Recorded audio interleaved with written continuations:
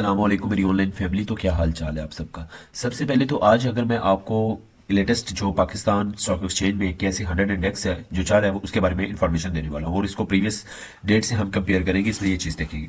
इस वक्त देखा जाए तो जो प्रीवियस डे पे मार्केट क्लोज हुई थी वो 62,956 पॉइंट पे मार्केट क्लोज हुई थी, लेकिन लेकिन जो है आज जो मार्केट हमारी क्लोज हुई है वो 63,917 पॉइंट पे क्लोज हुई है तकरीबन।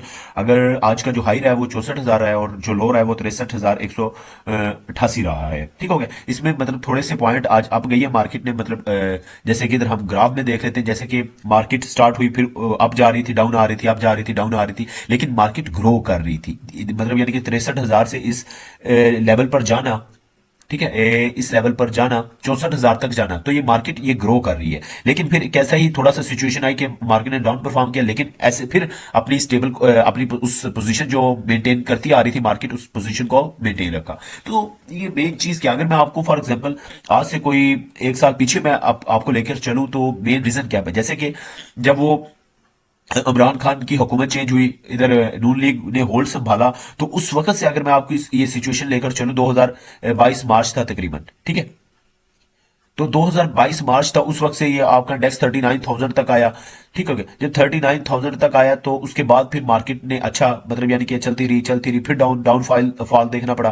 फिर गवर्नमेंट चेंज हुई, मतलब उसके बाद उसमें ये रीजंस आ गई, उसकी वजह से हमारा इंडेक्स बहुत बुरी तरह से मुतासर हुआ था। मतलब कंपनीज की परफॉर्मेंस इतनी वीक हो गई थी कि आपकी सोच है, कंपनीज की एलसीज किसी की बंद हो गई, किसी की इंपोर्ट पे बैन लगा दिया, कभी क्या कर दिया, तो मार्केट बहुत डाउन थी। जैसे ही अब ये देखा जाए कि इधर हमारा जो 40-41 हजार पे मार्केट थी, ये जून 2023 में मार्केट थी, जून 23, और अब ये जो चल रहा है दिसंबर 23 चल रहा है, तकरीबन 5-6 महीनों में मार्केट के डायनेमिक्स चेंज करके रख दिए हैं। तकरीबन 5-6 महीनों में मतलब इतना 20-22 हजार इंडेक्स ऊपर जाना, this is a big deal. तो मेरे प्यारे भाइयों, बेस्ट टाइम है इस वक्त पाकिस्तान स्टॉक एक्सचेंज में इन्वेस्ट करने का, और इधर से अपना मतलब डे ट्रेडिंग करके आप निकालें, मतलब जैसे भी आप अपनी अर्निंग करें, बेस्ट टाइम है। क्योंकि पाकिस्तान में जो इस वक्त मार्केट परफॉर्म कर रही है, ये किसी फेक पॉइंट्स की वजह से मार्केट परफॉर्म नहीं कर रही, या किसी भी मतलब नेगेटिव सिचुएशन की वजह से मार्केट पैनिक में या परफॉर्म नहीं कर रही। मतलब नेगेटिव जैसे होता है कि मतलब इसके जो डाटा होता है उसको मैनिपुलेट कर दिया जाता है,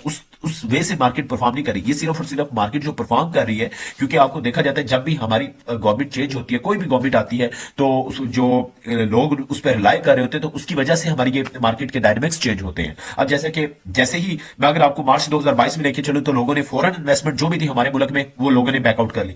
जब 2022 में लोगों ने इन्वेस्टमेंट बैकआउट की तो हमारे इंडेक्स का आप बुरा हाल देख सकते हैं, 39, 40,000, 41,000 इधर हमारा इंडेक्स पे रहा था। लेकिन अब फॉरेन इन्वेस्टमेंट वापस आ रही है। This is the main opportunity, this is the big opportunity for Pakistan. और क्योंकि अगर पाकिस्तान की इकोनॉमी को देखा जाए कि पाकिस्तान की इकोनॉमी को अगर हम देखें तो पाकिस्तान स्टॉक एक्सचेंज जो है अहम रोल प्ले करती है, क्योंकि ये पाकिस्तान की जो इकोनॉमी का मेन कंट्रीब्यूटर है पाकिस्तान स्टॉक एक्सचेंज। आपको अगर देखना है कि इकोनॉमी किधर स्टैंड कर रही है तो उसकी स्टॉक एक्सचेंज को देखो। अगर स्टॉक एक्सचेंज वेल परफॉर्म कर रही है तो साफ सारी बात है पाकिस्तान की इकोनॉमी वेल ग्रोइंग है।